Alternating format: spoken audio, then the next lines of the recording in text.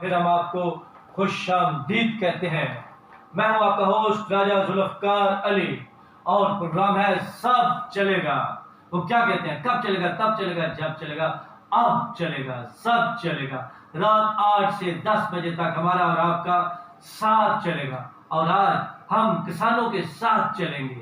اور اس وجہ سے ذوالفقار احمد راجہ صاحب، صدر پاکستان کسان اتحاد ڈویژن گجرانوالہ جو ہے، ان کو ہم نے مدعو کیا یہاں پر، اور ان کا شکریہ ادا کرتے ہیں، اور کسانوں کے بارے میں جو مختلف مسائل ہیں اور اس طرح کی بے شمار چیزیں ہیں ان پر بات کر رہے ہیں۔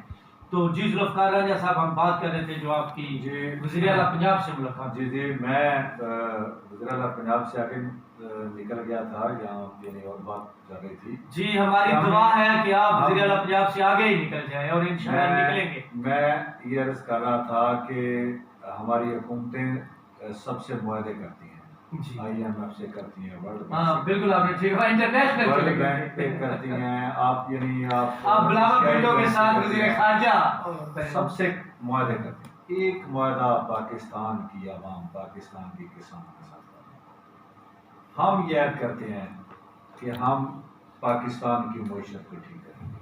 وہ معاہدہ صرف یہی ہے کہ ہمارے اخراجات کو کم کریں، جی پانی فری ہمیں دیا جائے، یہاں پر ریسرچ پہ پیسہ دیا جائے کہ جو ہمیں بیج مہیا کریں، جی جو بہتر پیداوار دینے والے، موسمیاتی حالات کے مطابق جو اچھی پیداوار دیں، وہ بیج ہمیں مہیا کریں، یہ کھاد ہمیں دیں فری، یہاں پر سہولتیں دیں، ہمارے ٹریکٹر چلانے کے لیے ہمیں یہ سبسڈی پر ڈیزل دیں، جی اور ان کو ہم ڈبل نہیں 100 گنا زیادہ منافع دیں گے کہ ان کو زر مبادلہ ان کا بچے گا۔ یہ جو IMF کے سامنے بھیک مانگنے جاتے ہیں، جس کی یعنی آپ جہاں سے آپ نے بات شروع کی تھی کہ یعنی میں نے کہا تھا بھیک اور قرضے میں ٹیکس لگانے کی، ٹیکس لگانے کی ضرورت نہیں ہے۔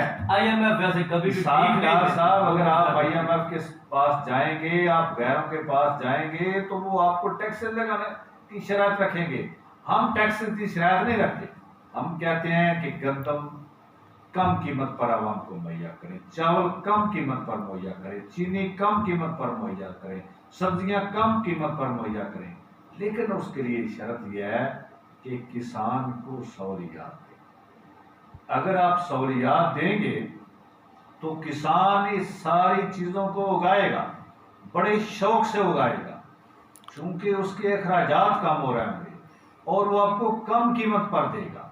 جب آپ کو کم قیمت پر دے گا تو اس عوام خوشحال ہوگی، آپ کو زر مبادلہ اپنے ڈالر ضائع کر کے باہر سے نہیں منگوانی پڑیں گی، دالیں، سبزیاں، فروٹ اور یہ تیل دار اجناس وغیرہ وغیرہ، گندم، تاکہ آپ کو نہیں منگانے پڑے، اپنے ملک کی ہوگی، آپ کا $1 بھی ضائع نہیں ہوگا۔ یہی ہمارا معاہدہ ہے۔ لیکن اگر آپ نے کسانوں کو سہولتیں نہیں دینی، زراعت کو ترقی نہیں دینی، تو پھر کوئی فارمولہ اس قوم کو بتا دیں کہ IMF سے قرضے لے کر اس ملک کو ترقی دی جا سکتی ہے۔ کہیں پر آپ بھیک مانگ کے اس ملک کو ترقی دے سکتے ہیں، اس عوام کو خوشحال کر سکتے ہیں؟ نہیں کر سکتے۔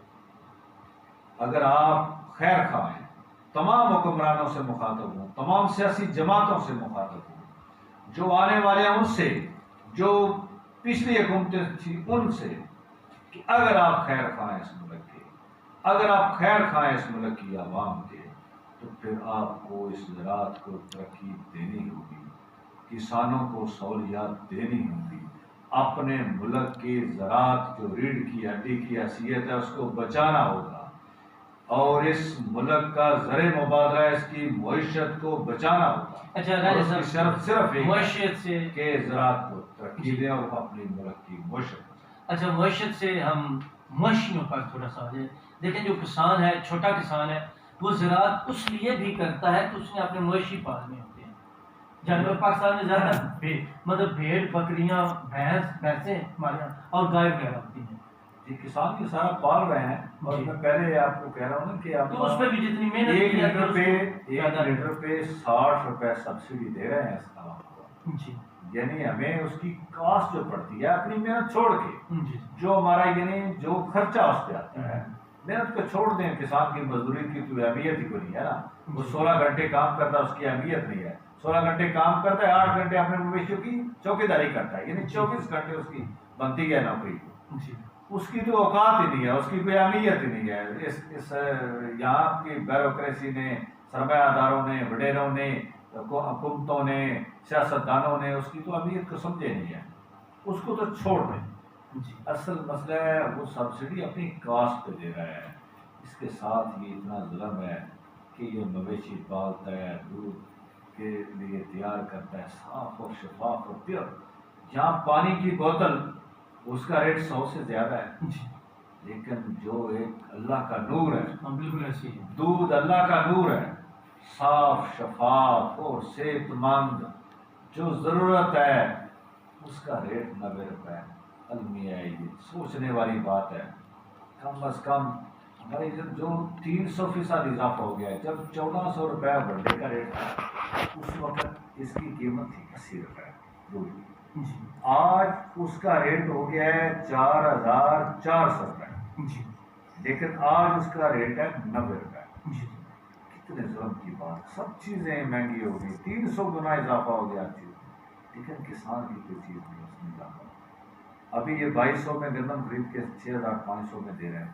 ہم سے خریدی تھی 2200 میں, ابھی پھر یہ ابھی کہہ رہے ہیں کہ 3000 میں آپ سے خریدیں گے, لیکن عوام کو یہ 10,000 میں دیں گے.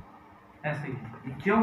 ہم کہتے ہیں اگر 3000 میں خریدیں گے تو پھر 3000 میں عوام کو کیوں نہیں دیں؟ بالکل 2200 میں خریدی تھی تو عوام کو 2200 میں دیں تو ہم سکون میں ہوں گے کہ ہماری وجہ سے کم از کم اس عوام کو مہنگائی سے تو بچنا پڑ رہا ہے.